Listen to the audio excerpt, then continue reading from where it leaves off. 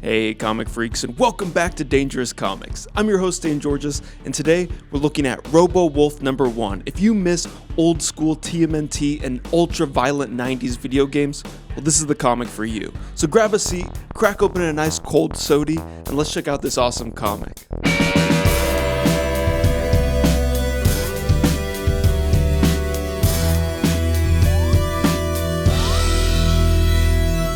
Alright, so I am so excited to check out the newest comic from Jake Smith. We've looked at a few Jake Smith comics on the channel so far. In my C2E2 review, we looked at his Blood Force Trauma, and in Tom Scioli's Godzilla Monsterpiece Theater, we looked at Godzilla War for Humanity. And I am just such a big fan of Jake's work. I love his cartoony style mixed with the violent action and over-the-top expressions of the characters. And I think what also really ties his work together is the amazing color work that he does. It's also day glow and neon and bright, and it really works with the video game fight aesthetic that he usually brings into his comics. There's definitely some through lines that I see throughout his storytelling, but just awesome character designs mixed with really expressive action. RoboWolf #1 is no exception. This is another great comic from Jake Smith. If you've never checked out any of these other works, I think you'd really dig it, but RoboWolf #1 is a great place to jump on in and check out his work for the first time. And so this is coming out from Dark Horse. This cover, just right from the start, we're seeing the vibe here, right? It has a very like 80s, 90s action movie feel. We get all of our characters like they're on this poster. He's got another character in Blood Force Trauma that is also a floating skull character. So you can see some through lines in the character design and kind of what Jake likes to draw, and I'm right there with him. I think this is a super fun character design for Lance. So our cast is RoboWolf, kind of the team leader, Zuki, who is like the driver, extreme assassin, VCR, who is their tech guy, and then Lance, who is this like druggy hitman. And I love just the world that we're building, that all these four zany characters, two humans and two very off-the-wall kind of characters can all kind of exist in the same universe. Another great look at Lance here on the back cover. Love this full treatment here with all the gradients. Feels very retro, very 80s and 90s, like I was saying. Also love the kind of border around here. And the logo treatment is really nice as well. Just has that very day glow CSI Miami kind of feel. And to dive on in, this first issue just really blew me away. I think you really get a great full vision from Jake Smith. This is written and illustrated by Jake Smith, and that means he did the writing, the art, the colors, he did everything. So this is really like his full vision here, and a great team that really helped bring this to fruition. And we see it's the combination of Dark Horse and Dead Gremlin Comics present RoboWolf. And Dead Gremlin Comics is Jake Smith's self-publishing line that he printed Blood Force Trauma and some of his other indie work. So cool that he's bringing that into Dark Horse as well. Get a little shout out here on that inside cover. And right from the start, we see this is kind of like the credits that would start with a video game, kind of give us the logo. You can almost hear the music that would be playing in the background, and then we have press start, and really kind of sets us up for a lot of the themes that are going to be going in this book. This book is definitely a high-octane homage to 80s and 90s pop culture, blending elements of retro beat-em-up video games, over-the-top action films, and ultra-violent comics, and you really feel all that packed in here. And I think love that you feel like you're pressing start and we're getting into the video game. We have a setup.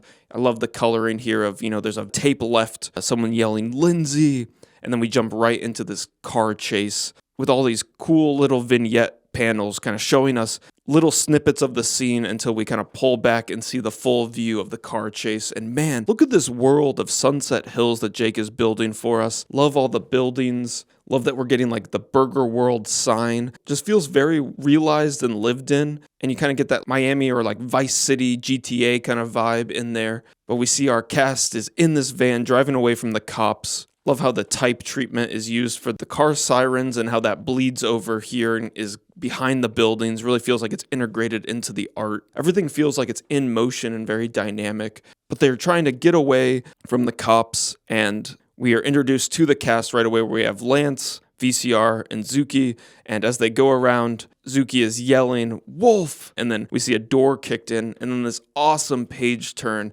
as we are introduced to our main character, RoboWolf, just guns a-blazing out the back of this van. Oh my god, what an awesome double page splash. So dynamic with the bullets flying, there's money flapping in the wind, awesome just motion blur done through both the line art with those kind of jagged lines, but also like a little bit of a Gaussian blur in the background to kind of set some depth. But you can see that Jake is delineating all that in the line art and then building on it in the colors digitally. There's so much going on there. I love the details we get of the van in the background, awesome perspective of this door being open, and just such a dynamic character design here.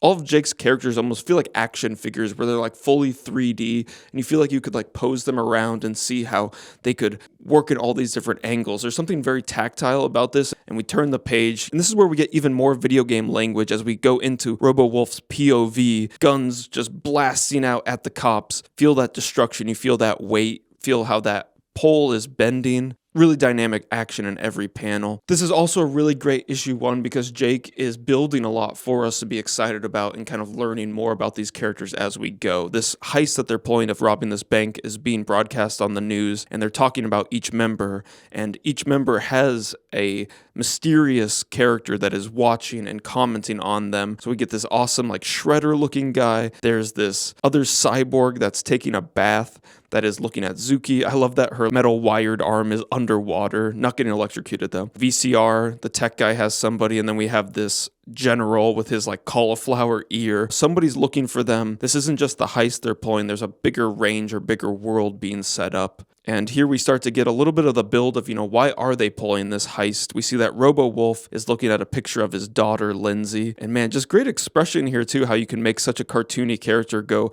from like grimacing to even like feeling sad and his pain even behind those kind of goofy sunglasses. And when we go into this memory, we're kind of changing the color scheme to get this awesome pink wash over everything, still feeling that kind of day glow energy. I also want to highlight how good the lettering is in this comic. I think it feels like it really matches the art style. There's kind of like a chunkiness to the letters. I like how they sit in the balloons. The balloons aren't completely white either. They have a little bit of a tone to them. Sometimes they're a little bit more yellow. But overall, when they go bold, like you're leaving the team, I can't be the leader. There's a good bounce to those letters, and it feels like it really matches Jake's really dynamic art style. Also love here, Lindsay's watching this kid's cartoon, and I love how demented those character designs are. Now we're switching back, it was all pink. Now we're going into more like it's nighttime, so there's more purples. But RoboWolf gets back home because he left to go get his daughter a better birthday present. He originally just got her a screwdriver, and she wasn't super excited about it, so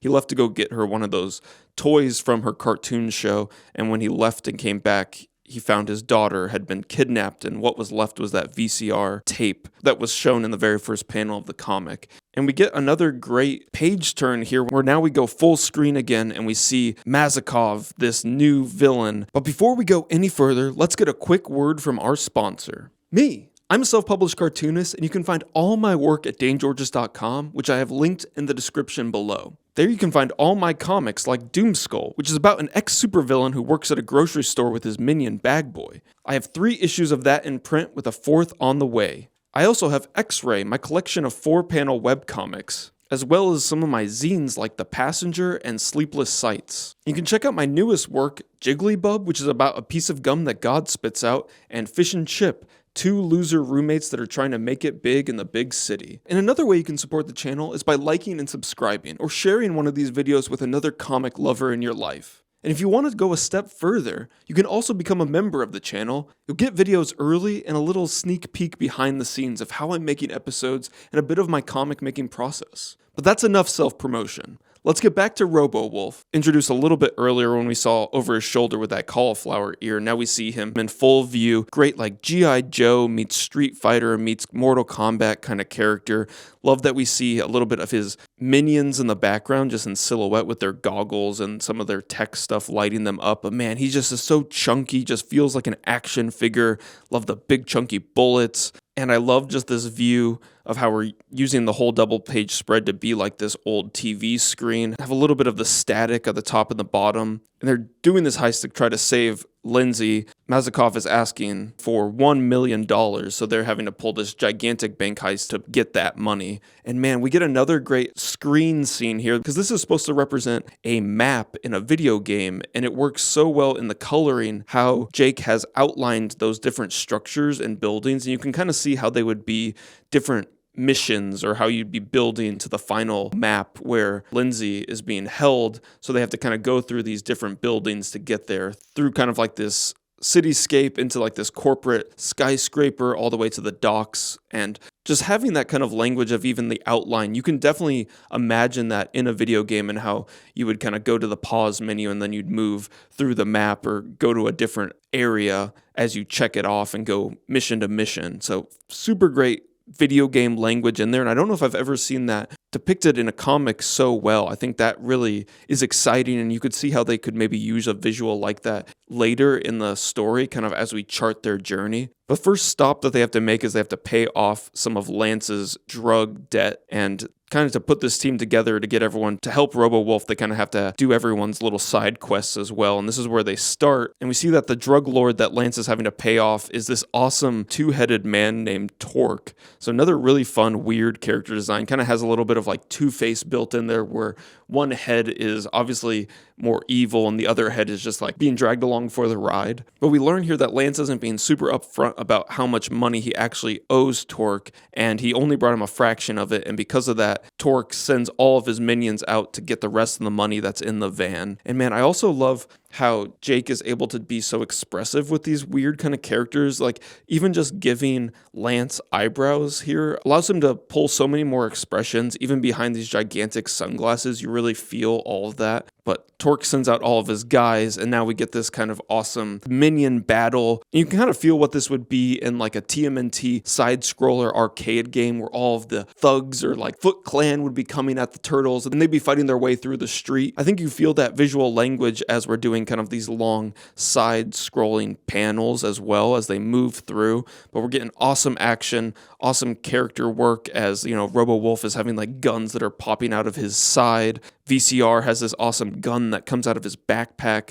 So building up what each character's like weapons are and how they fight, you could kind of feel like who you'd want to pick as your fighter in this video game. We see how Zuki has her size and she jumps up and stabs this guy in the head. Crazy action and violence. Everyone's saying their one-liners as RoboWolf says, "That's a no-brainer," as he smashes this guy on the ground and his head just explodes in like a bloody mess, those eyeballs just flying up. So fun, so dynamic. You really feel that action, and it just feels like a fighting game on steroids. Just a Mortal Kombat with all the finishers, all of the blood settings set to max. They take out all the minions, they get back in the van, and as they're trying to make their getaway, Torque shoots them with a rocket and knocks them off the road. And they go falling under the bridge in this new map, and here is where we meet our next character, our next boss that they're going to have to fight through. We meet Nitro Cybersaw. What a fun character design. This is just like Shredder mixed with like a RoboCop, mixed with like Chainsaw Man. So fun. You can just really feel the excitement of like what this next fight is going to be. And you can feel, you know, how we're progressing through the story, how we're meeting different characters, how we're going to go through these different boss battles. And I love how we're already getting a bit of that payoff of some of these mystery characters. You know, we met Masakov, and now we've met Nitro Cybersaw. So we still have Zuki's character and VCR's character to meet, but really building this super robust world, and I'm so excited to see where it goes. And I think this comic has a lot to offer, right? This isn't just your typical beat 'em up, big action for nothing kind of throwaway violent comic. We're building a lot of great character development. We're going to meet a lot of cool characters, and Jake is building a super robust world that isn't just built on, you know, these kind of typical 80s, 90s action tropes or video game tropes. And I think the biggest thing we can take away from this is also just being inspired by Jake Smith's amazing artwork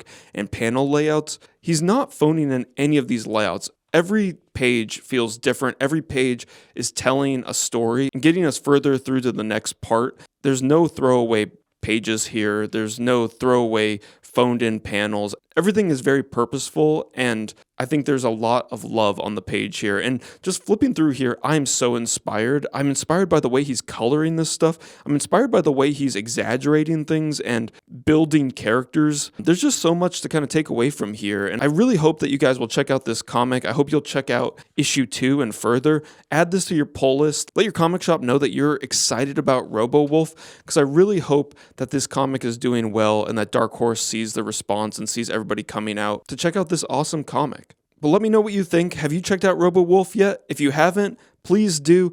Follow Jake on all of his social medias. I'll have that linked in the description below. But thank you so much for watching. I really appreciate all you who have made it to the end of this video. If you haven't yet, please leave a like and consider subscribing to the channel. I try to post a new episode every week, so you're bound to find something that you're interested in. And if you want to go a step further, consider supporting the channel by becoming a member. Thank you so much for watching, and I'll see you all in the next one. But until then, remember to think and read dangerously. See ya.